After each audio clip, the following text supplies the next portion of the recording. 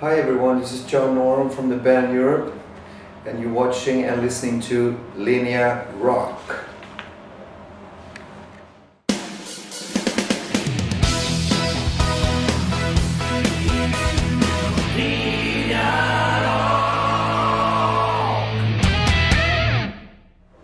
Hi, Mr. John Norum. Welcome back to Milan and welcome to Linea Rock. Wonderful, thank you. So it's the final countdown 30th anniversary tour. How is it going? Are you enjoying it? Are you having a good time? And which is the reaction of the fans to it? I think it's going good.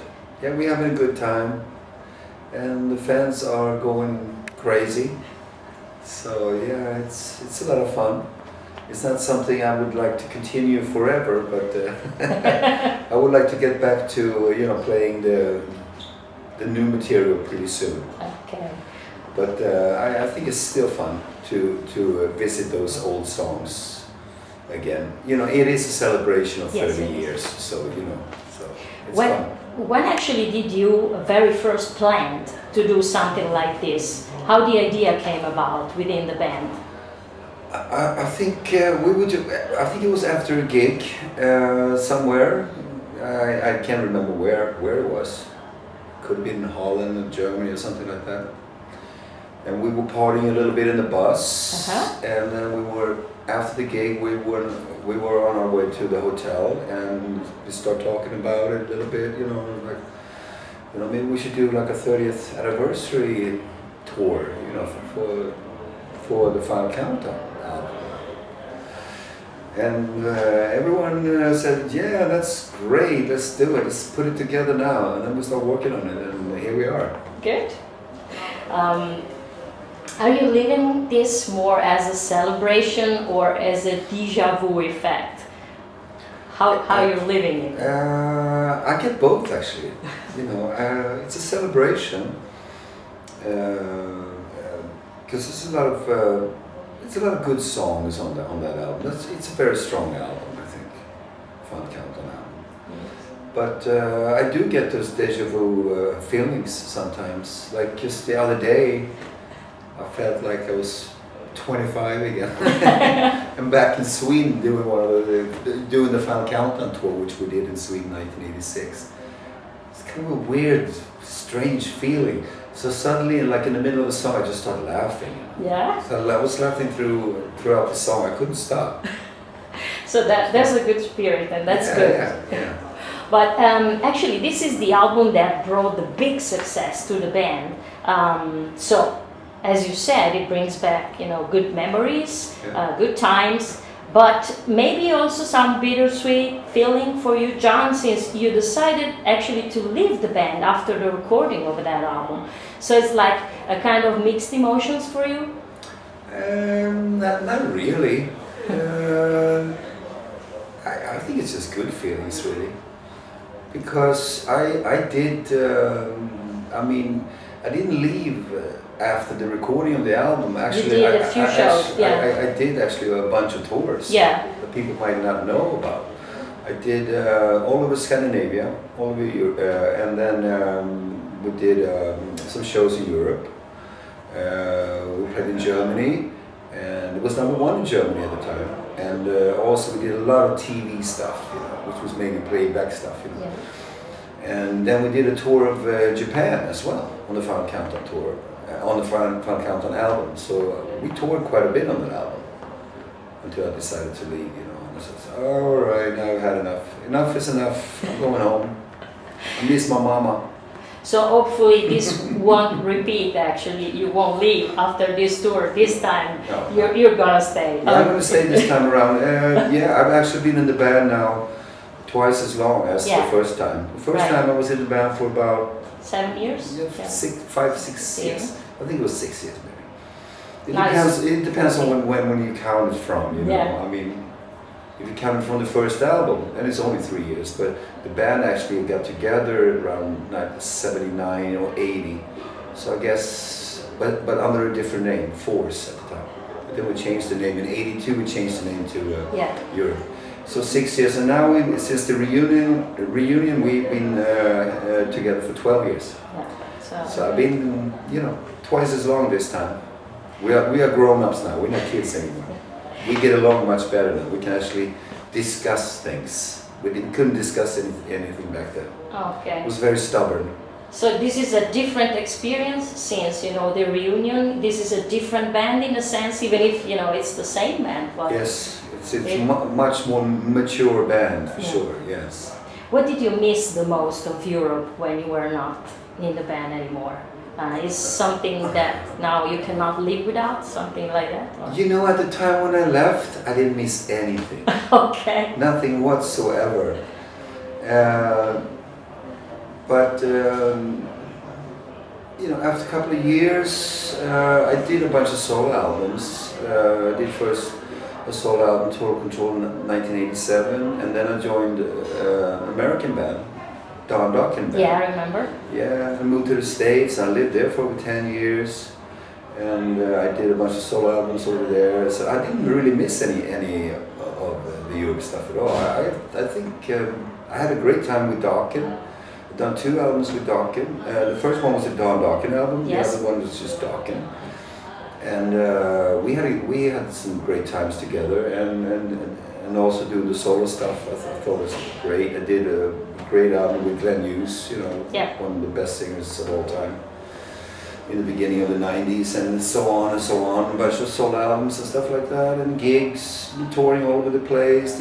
Went to Japan, did a live album in Japan in '97. That is actually one of my favorite solo albums, Face It Live, '97.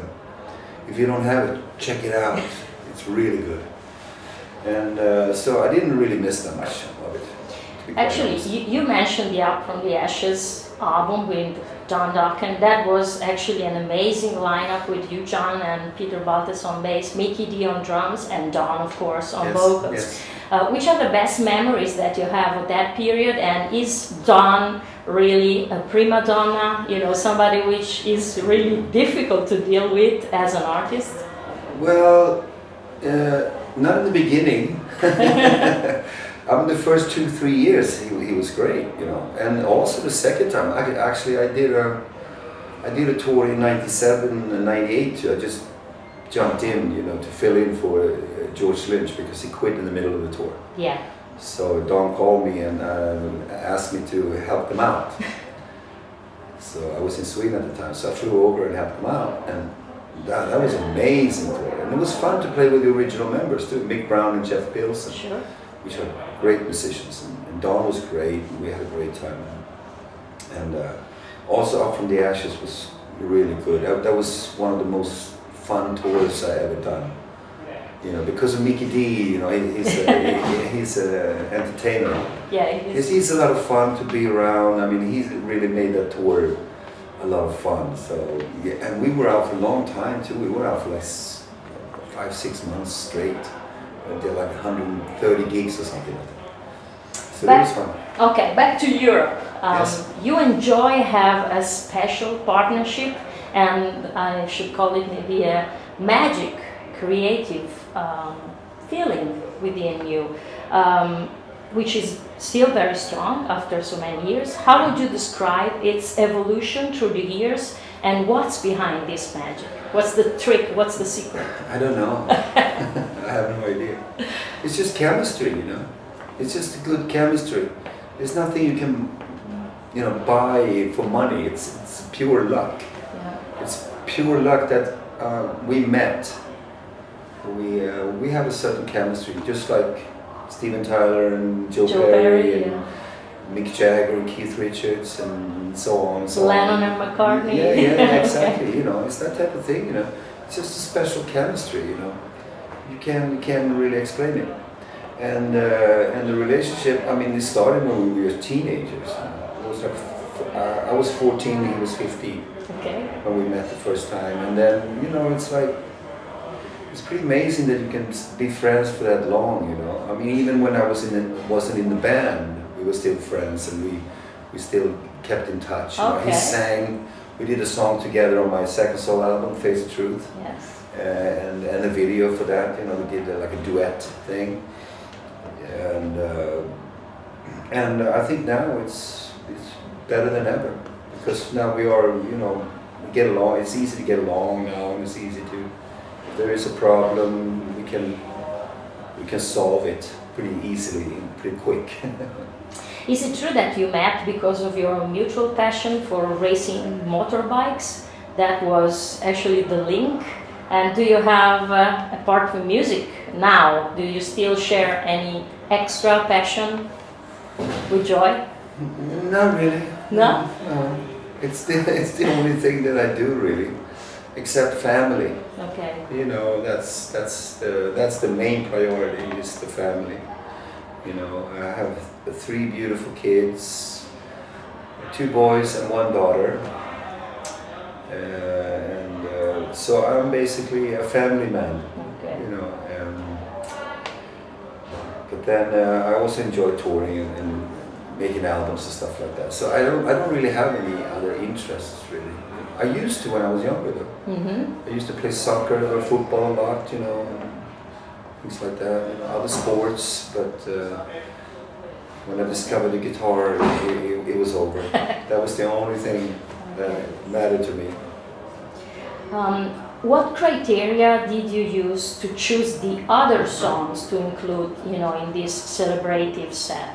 Because I noticed that in the first part of the show there was mostly, you know, very new songs from the most recent record. So how actually did you manage the set list? Well, we knew that we were going to do the whole album. Obviously, I mean, Final Countdown from the beginning to the end. Yeah. And but if we will only do that, the set will only be like 35 minutes, because the album is only like 35 minutes long. Yeah. So we have to come up with, to make it longer. So now it's about an hour and 50 minutes, almost 2 hours. And I think it was Joey's idea to you know, to play the whole latest album from the beginning to the end. And I think he talked to the manager about it too, and I think he thought it was also a good idea to do. But if I would have had it my way, I wouldn't have done it that way. Okay. To be quite honest with you. What I wanted to do on the first set was to do 4 or 5 songs, the best songs from War of Kings. And then I wanted to do 1 or 2 of the best songs from the albums since the reunion, the 5 albums we've done since the reunion. Yeah. So like Last Look at Eden, you know, Firebox, and Riches to Rags. You know, just play Love Is Not the Enemy, just a couple, and mix it together like a greatest, like a best of. The best songs from the last 5 albums, basically. That's what I wanted to do. What it seems is like, you know, a circle that, you know, get closing point, like, you know, the most successful record and the latest one, so the people coming because they were maybe fans back then can have a taste of what, you know, the band is at now, so it makes sense. Yes, but I think so, but you know, but I always, we have a policy that we go, the majority wins. Okay, basically. So that was. So it was about like 3 against 2. So I have to just give in. Okay, which is the other member that had your same opinion? It's a secret. Okay. Is the white Strat from the Final Countdown video clip still your very favorite guitar? Yes, it is. It is, and it's the same one that you're using on stage right now? No, you're not bringing it. No, I don't bring that thing. Okay. That guitar is it's like it's an original from 1965. Okay. And it's about 25,000 euros. Wow. So I don't want to bring it on the road, you know. Okay. I'd rather leave it at home. And also my second favorite guitar is it's a Strat from. It's from 62 actually. It's one of Gary Moore's old guitars, and that is also an amazing sounding guitar. But I choose to leave those 2 at home. Okay. So, but the ones I have with me now are identical to the ones I used on tour in 30 years ago. Yeah. You know, because the guitar I used on tour, the Final Countdown tour in 86. Yeah. Yeah, that was actually. Japanese Strats, 72 reissue Strats with the big headstocks and everything. So that's what I'm using right now. I have two of those with me. I love those things. One is actually from '85, which is exactly the same year as the guitar that I used on that tour. You know? Because I used the Final Countdown guitar only on the album, you see, which I call the Final Countdown guitar because I didn't bring that on the road. So I had a Japanese Strat on the road. Yeah, it was already precious back then. Yeah, it was. 20 years guitar. Yes, it was. And also I've got a great deal with Paoletti guitars. Yes, that's my next question. Yes, which is, you know, an Italian company that makes great guitars, and so I have one of those with me as well, which I play, and it's still in developing stage. Okay. You know. Will it become like the new John Norum signature guitar? Actually, this is the new baby in your guitar arsenal, right? Yes. It's like 6 months that you've been using Paoletti guitar. Yeah, I've had it just not even that long actually. It's just for a couple of. I've had it since this summer. Okay. So like maybe 3 months or something. Yeah, and they are building me another one, and then they're going to build me another one, and we have some ideas, you know. Which was the connection, and how is it, you know, so special about that guitar? Can you explain to our viewers? Well, it's because I like vintage guitars. I like old guitars, and when this came up that this company Paoletti actually had made guitars that were 150 years old, I got very interested. And it actually came from my webmaster, Francesca. Yeah. And she said, "Would you be interested in try out this guitar, or maybe they want to build you a custom guitar? You can choose whatever, Les Paul, Flying V, or actually the first guitar they said they wanted to build was a Flying V. But so that will be my second choice. But I said, well, I like to have the Strat first, you know." So that's what's really cool about it. The wood is actually, it's made from chestnut wood, and it's from old wine barrels that have been stored in wine cellars here in Italy. So for 100 years, from 130 to 150 years. And when the wood gets that old, it has a special ring to it. Yeah. You know, it's warmer. It's much warmer than a new guitar, you know. And it doesn't have all this paint on it. It has a natural colored wood, because you don't want to paint that wood, you know. We like to show the wood, you know. Yeah. And then it has some other special features as well. It has a mahogany neck, which is quite unusual, and DiMarzio pickups and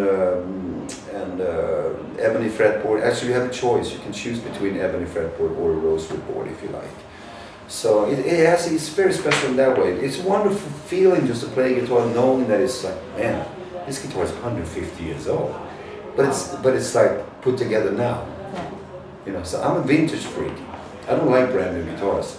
They sound bright and cold. You know, so the ones I have here now, the newest one I have is about 12 years old, and the oldest one I have out is from '85, so it's 31 years old. Yeah. How many guitars do you have with you on this tour? On this tour, I have 3 Strats, 2 Fender Strats, like I said, and the Paoletti Strats. And then I have 2 Les Pauls, one 58 custom shop and one 59 custom shop. And then 2 Flying V's. Okay. 2 Gibson Flying V's. So what's essential in a guitar to be, you know, the perfect weapon for Mr. John Norum? You said, you know, the sound, it has to be warm, but I'm sure that you need also more. Yeah, you know, I'm not really stuck on just one thing. I mean, I like this. I'm very like old school, you know. I like Strats, obviously, and I like Les Pauls, old Les Pauls, and new ones as well. You know, that has been slightly aged, or you know, if you can find a good piece of wood that is warm. And the ones I have, the 58 and the 59, they're a little brighter than the old from the 50s, obviously, because they're only a couple of years old, but they're still good. But Custom Shop doing a great job now finding wood that you know that are light and warm sounding, And then of course I'm always been a Michael Schenker, huge fan of Michael Schenker since I was like 13, 14 years old, I think. I heard, the first time I heard him was on No Heavy Petting. It came out in 1976. And he had a flying V. And it was the coolest thing I ever seen. He had long blonde hair and he had like this red flying V. It's actually natural wood, medallion flying V.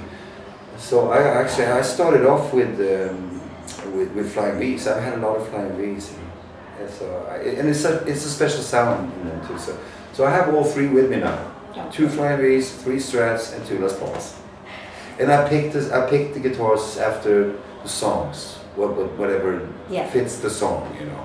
So that's how I do it. Since you mentioned Michael Schenker, what do you remember of the period that you played with UFO, which were actually your heroes, and you were at his place? I never actually played with UFO. It's very strange. Some people say that I'm one of the members that I used to be in UFO. But it's not true. So it's like a Wikipedia false fact. I never really did a UFO. I mean, we talked about it. Yeah.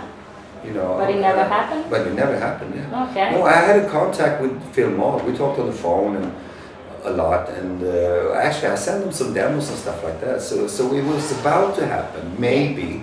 But because I was living in California, and also had good contact with Pete Wade, the bass player. Yeah. Because he was living in America, so we were talking on the phone a little bit. And what are you doing? What are you doing right now? Blah blah, stuff like that. And I sent a couple of demos that Phil started working on.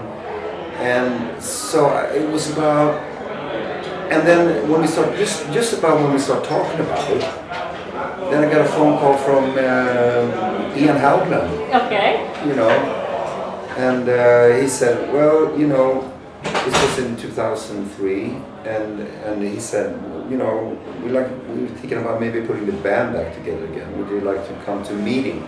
We're going to have a meeting in Stockholm. And I said, yeah, that's great. You know, I'm on my way to Europe anyways, you know. So I'm going back home to see, you know, the family and everything. So we got together and started talking about it, and the rest is history, as they say. Okay. And here we are, 12 years later, still doing it. I can't believe it's been. Okay, last question for today. Yes. What's immediately next for Europe after this 30th anniversary tour? Well, after this, we're gonna start writing for a new album. We're going in the studio 1st of February next year. It's going to be quite exciting because this is going to be the first album that I'm involved in, that we're going to record in England, London. Okay. It will be at the legendary Abbey Road Studios. Wow. So that's exciting, you know. Yeah. You know that. You know, so many legendary artists have recorded albums there, so that's going to be very exciting. So, and then the ball starts rolling again, the same old thing, the album comes out, we do some promotion, we do some touring again, and then it just keeps going and going. So that's the plan right now. You know. Good. Yeah. So see you very soon, John? Yes, we'll be back on the road, and I hope you will dig the new album, coming out next year. Sometime next year. Sometime next year. Okay. Great. Thanks very much for your time, John. Take care. Enjoy. Ciao. Ciao.